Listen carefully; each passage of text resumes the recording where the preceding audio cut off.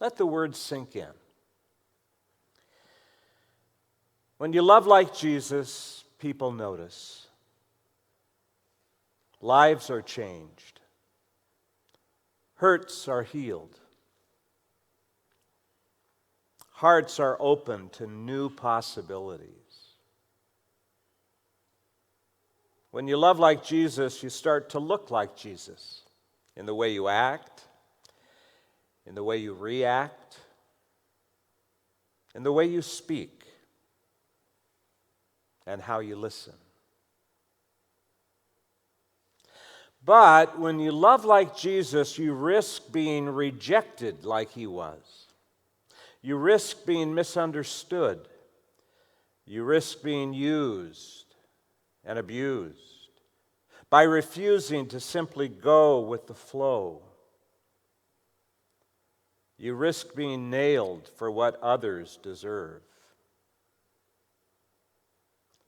And when life throws you a curve like that, you love like Jesus anyway. You lay down your life without counting the cost, because that's what he would do. A couple years ago, I met Kelly, Andrew, and Ethan Lynette while spending a day off with my wife up in Bellingham, poking around in the shops, driving through the Fairhaven district. You know where that is? If you went to Western Washington, you know where Fairhaven is. And I happened upon this couple of guys in front of this building. We have a picture there. Wait, I'm going to take a picture to let them know that I'm still talking about them. 2 years after I met them, this old brick office building, it caught my attention. The sign above the front door read Bailey Brothers Building and Loan. Anybody familiar with Frank Capra's timeless movie, It's a Wonderful Life, recognize that that's the family business that Jimmy Stewart's character operated after his father's untimely death. Here's a picture from the movie of how it looks. Yeah, you saw it there. Because I'm a huge It's a Wonderful Life fan, I've written a couple of books about the movie. And for the last 4 years or so, I make my way to Seneca Falls, New York, upstate New York, the second weekend of December for the annual It's a Wonderful Life Film Festival. Yes, there really is such a thing. In Seneca Falls, because it seems that Seneca Falls, New York was what inspired Frank Capra to create Bedford Falls in the movie. And so they invite all the surviving actors from that movie to come back, talk about the film, sign autographs. And I have, over the last few years, been invited to preach at the Presbyterian Church in town on that Sunday of festival weekend. Well, back to Bellingham. While I was snapping a couple of pictures of this building with this rather unusual name on it, Kelly, one of those two guys, came to the door, asked the obvious question, what do you want? What are you doing? And I asked the obvious question, is this really a building and loan business? I didn't know. And with a smile, he told me that the building actually housed a fertility clinic.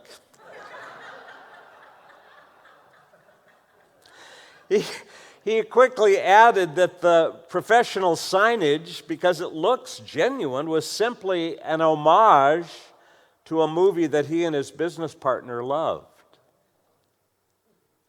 He offered to give me a tour of the building, which he did, and introduced me to his business partner, Ethan.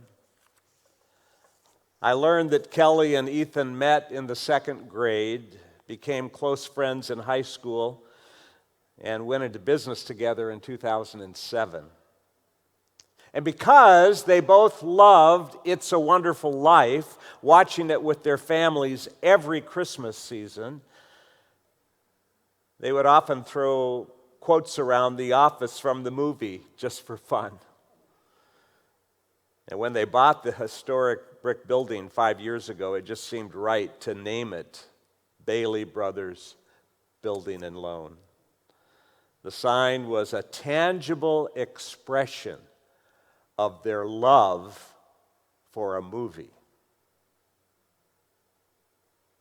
Since meeting Kelly and Ethan, I've reflected on the concept of going public with what you love. We do it all the time, don't we? We do it with our home team. Today's the first game of the season, and the Hawks are back in Indianapolis. They're playing right now. Maybe you are recording it at home. I won't give you any scores, just in case you don't want to know. But I mean, yesterday, after driving back from Kashmir, for how many were at that amazing observance of 9/11? Some of you were. Just amazing. I don't know how many hundreds of people were there at the 9/11 memorial, but it was truly remarkable, almost an evangelistic service. And I think that the media in town has not only broadcast it live yesterday, but it will be made available on video for those of you that didn't have a chance to see it. And when I got home from that event, having dropped off the guests of honor at the airport, I put up our Seahawks flag because we are a die-hard Seahawks family. And every Sunday, we have our banner in front of the front door. Speaking of going public with your love, if you heard David Beamer yesterday, who was awarded the Spirit of America Award, you heard him talk about his love of Jesus, his country, and it was amazing. I mean, he didn't pull any punches. There were some things said that not everybody in the crowd would have agreed with, though most of them applauded at the end. But the fact that he was able to say what he believed and what he believed in is part of why we call ourselves Americans, because we believe in a free country where people can say what they feel and express what they believe, including their love for Jesus, without fear of losing their job or reputation. This year marks the 40th anniversary of when I went public with my love for the woman who would become my wife. 2 days after Christmas in 1981 rather, I asked, I got to get that date straight. Yeah, 40 years. 2020. Yeah. 2 days after Christmas 1981, I asked Wendy's father for his firstborn's hand in marriage. And that very afternoon, I invited Wendy to a local park, pulled out a little travel Scrabble board that I had purchased for the occasion, because Scrabble had become our favorite game during courtship, and I thought this would be a great way to propose. So I glued the letters in the Scrabble board in crossword fashion, saying, "Wendy, please agree to be my wife." And I had the ring in the little bag with the rest of the letters in it. And of course she said yes. But of course when I said, "Do you want to play?" she said no. She wanted to go home and tell her parents. But in the bag, the ring she placed on her finger, a visible sign of my love. As I said last Sunday, I love the motto of your church. I see love like Jesus everywhere around your campus, especially like the shrubs out by the parking lot that call attention to passers-by that your church is committed to loving like Jesus. But you got to be aware of the fact that when you go public with your love, people are going to be looking at how you live up to your public expression of what you believe in. Actually, putting a motto into practice is harder than watering the shrubs or wearing a wristband. More often than not, when push comes to shove, loving like Jesus is hard work. It's tough. It can take all you've got to be all in.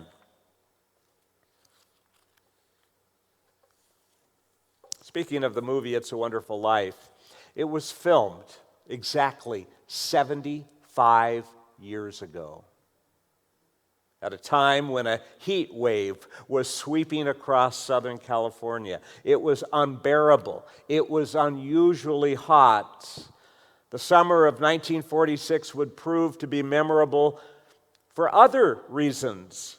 Recognizing his date with destiny, Hollywood director Frank Capra pushed his cast and crew to complete a feel-good movie that was supposedly about Christmas and snow that would bring the nation closer together after that unimagined toll of the loss of life in World War II. It was the first movie that he, a veteran Hollywood film director, made after serving in the war himself. It was Jimmy Stewart's first acting role after coming back and dealing with PTSD. Maybe you didn't know that. This Christmas movie complete with artificial snow. But the heat was so unbearable that filming had to be stopped to prevent heat exhaustion. But the end result was a movie that, although it wasn't all that well received in 1946 when it was released in December, has become one of the most inspirational movies of all time. I don't know if you can see, do I have a picture of Jimmy Stewart? Yeah, there he is in that notable scene when he's back from having discovered what life would have been like had he never been born. It's no longer Pottersville, it's back to Bedford Falls. If you look closely enough at his face, you can see the sweat, the glistening on his face, because it's not really cold, it's really hot. Can you imagine filming a Christmas movie in the middle of a blistering hot summer and having to wear clothes like that? It isn't always easy to do what needs to be done when circumstances are less than convenient or predictable. Sometimes you have to push through the heat to live out the kind of love that God first demonstrated at Christmas. The wonderful life God offers us came at a cost. There's a price tag associated with loving like Jesus. It's not all mistletoe and carols. It's not always Christmas all the time. I experienced a little bit of that. Some of you were there yesterday in Kashmir, and because I was there as a chaplain, I wore the only article of clothing that I have that has my Mercer Island Police Department and Mercer Island Fire Department badges on the sleeve with chaplain and my name, and yet it's a coat that is typically worn in pretty cold weather. And there I was in 85 degrees, I had Jimmy Stewart's glistening face yesterday. Loving like Jesus requires adopting a definition of love that runs contrary to what our culture tends to preach. It's not feeling-based. Biblical love is an act of the will, always. In the text that I've chosen for today, and yes, there is a text for today, I just saved it to this part of the message so that I could lead up to it and give you a backdrop for pausing on each phrase as we read through it together, where the Apostle Paul makes it clear that love, biblical love, shows up with work clothes on. I really like the way that Eugene Peterson translates 1 Corinthians 13 in the Message. Let me read it for us. And I'm going to pause and maybe make a few comments. If I speak with human eloquence and angelic ecstasy, but don't love, I'm nothing but the creaking of a rusty gate. If I speak God's word with power, revealing all his mysteries and making everything plain as day, and if I have faith that says to a mountain, jump, and it jumps, but I don't love, I'm nothing. Some of you watch America's Got Talent, and oh my goodness, some of the amazing abilities that so many of our American fellow citizens have is nothing short of awesome. And sometimes talent like that appears on stage where the message of the gospel comes through, and a gospel choir or someone that's not shy about giving credit to the Lord. But even when there's that kind of amazing talent that seems God-focused, if there isn't behind the scenes integrity and the actual day-to-day living like we say we believe, who cares? That's what Paul is saying. What you hear on Sunday morning, and I know you hear eloquent messages, and I've seen your worship team, and it's really good stuff. If I lived in the valley, I'd come to your church. But if what happens up here isn't matched with what happens out there, it's less than what God desires. If I give everything I own to the poor, and even go to the stake to be burned as a martyr, but I don't love, I've gotten nowhere. So no matter what I say, what I believe, and what I do, I'm bankrupt without love. And now Paul goes into his litany of what love is and isn't, what it does and doesn't do. Love never gives up. Well, Winston Churchill, as Prime Minister, was once invited back to Harrow, the school that he attended as a boy, a private school, to give the end of the year message, the commencement address, I guess we'd call it. And there, this bulldog-like character, you can picture him. I don't think he probably had his cigar in his mouth that day, but he got up and the student body was so anticipating what the Prime Minister of England would say. And he got up and he said, "Never give up. Never give up. Never, never, never, never give up." And he went back to his seat and sat down. And that was the extent of his message. And you got to believe it was a commencement speech, the shortest in recorded history, unlike any other ever heard. And yet, you got to believe that the student body never forgot the message that Winston Churchill gave them that day. That's what Paul is saying. We're called to do the same thing. When it comes to loving like Jesus, we are to never give up. Sure, we're going to fail. We're going to screw up and say things and do things that we're ashamed of and embarrassed of, and the embarrassment and shame that it brings upon the name of Jesus, especially when people know that we're part of a church that is committed to loving like Jesus, and yet when we fail, we don't quit. We get back up and we do it again. Love cares more for others than for self. That's one of the differences between cultural love and biblical love. Cultural love or romantic love begins with what's in it for me, what I feel. I am so overwhelmed with feelings of love that I got to have you in my life. That's not the way that we're taught to love like Jesus.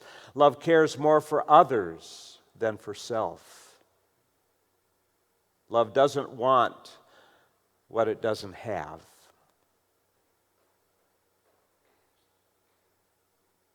Love doesn't strut, doesn't have a swelled head, doesn't force itself on others, isn't always me first.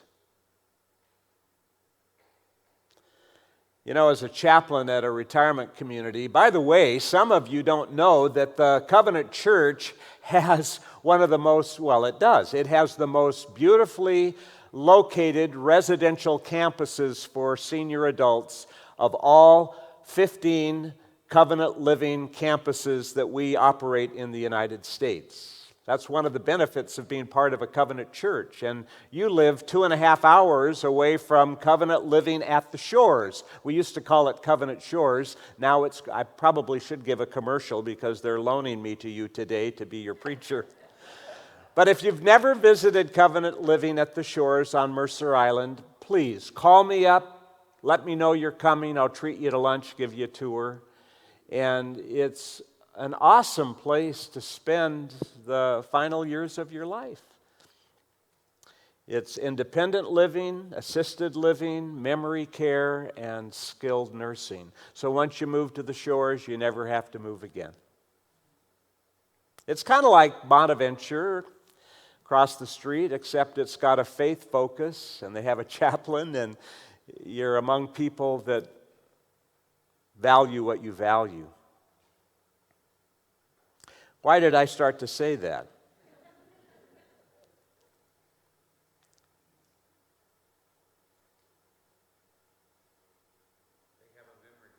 Yeah, they have a memory care unit. That's right. My brother is quick to the draw on that.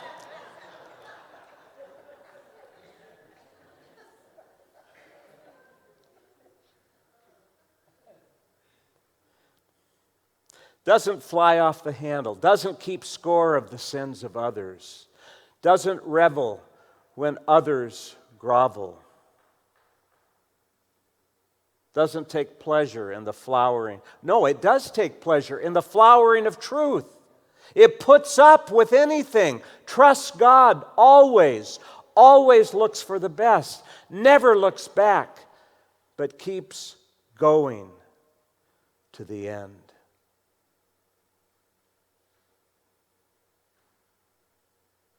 Now there is a list of marching orders. Love never dies. Inspired speech will be over someday. Praying in tongues will end. Understanding will reach its limits. Interesting that Eugene Peterson should just kind of tell it like it is. He grew up in a Pentecostal home. His mother was an Assemblies of God preacher. His dad was a butcher, and he became a Presbyterian. But he understood what praying in tongues is about, having grown up in a Pentecostal home. And so he says it. Yeah, that does exist. That's part of the gifts of the Spirit. But they will end. Understanding will reach its limit. We know only a portion of the truth, and what we say about God is always incomplete. Nobody has a corner on the truth, all the answers. That's why when we love like Jesus, we are more tolerant and willing to listen to another's opinion than maybe we're inclined to, because our understanding about spiritual things is incomplete. But when the complete arrives, our incompletes will be canceled.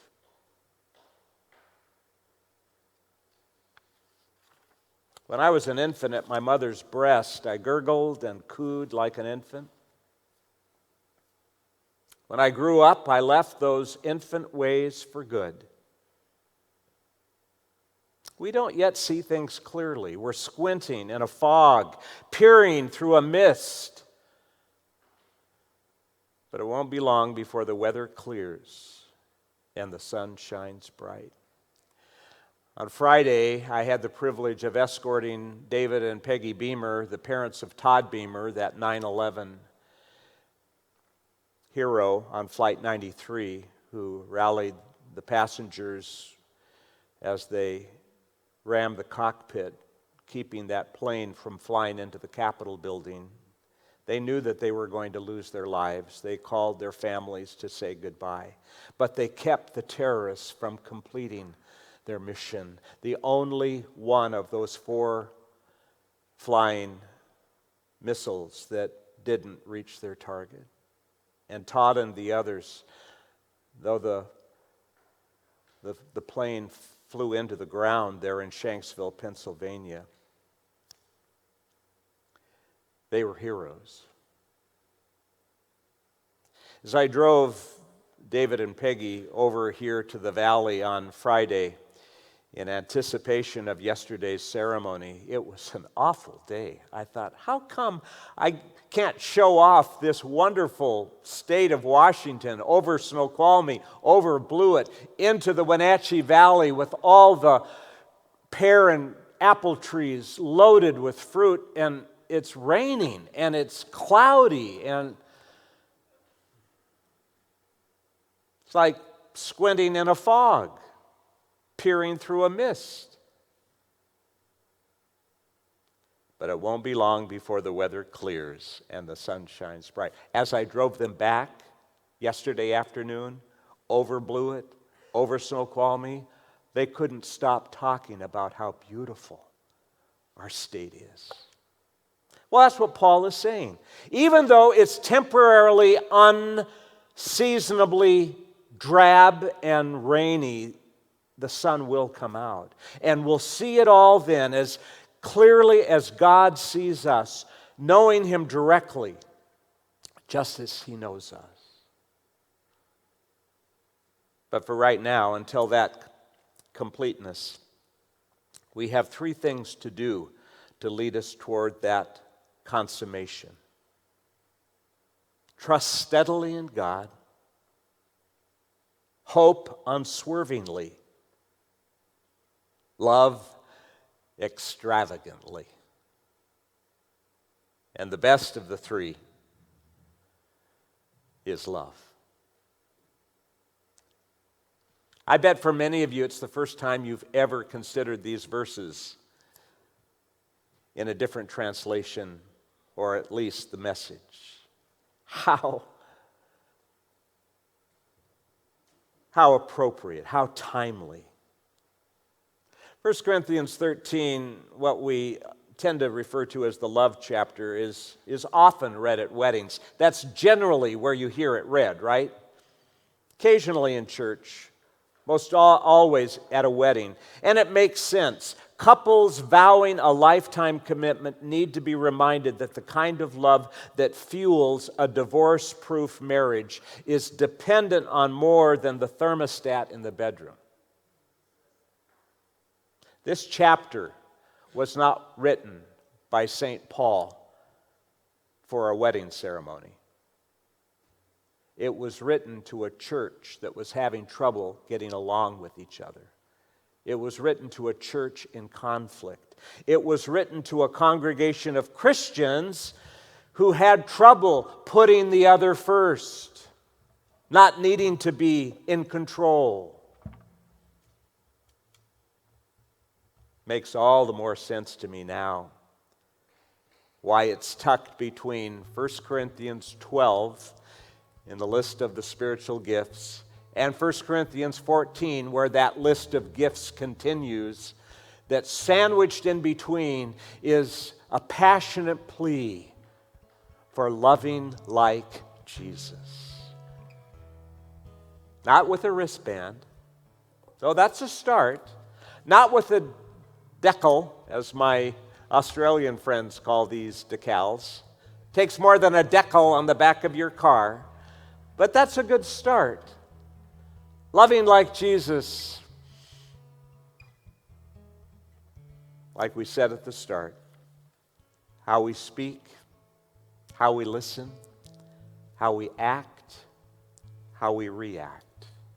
recognizing we don't have the complete picture, and being willing to listen and love and embrace as family those who may see things a wee bit differently than we do, to the glory of God. Amen.